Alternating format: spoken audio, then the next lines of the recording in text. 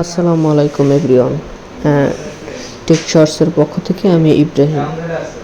আজকে নিয়ে এসেছি মজার একটি টিউটোরিয়াল।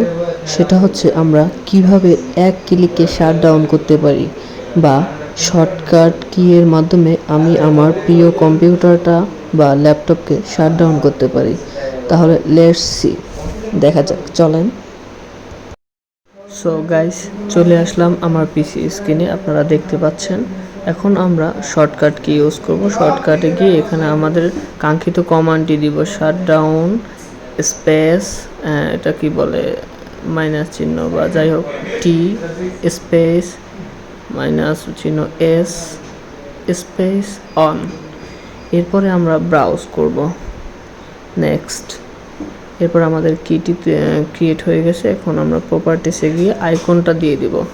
এখানে আইকন শাটডাউন বাটন আইকন আছে, সেই আইকনটা আমরা দিয়ে অ্যাপ্লাই টু ওকে করে দিব। Get ready our shutdown button. তাহলে চলুন এবার চেক করা যাক।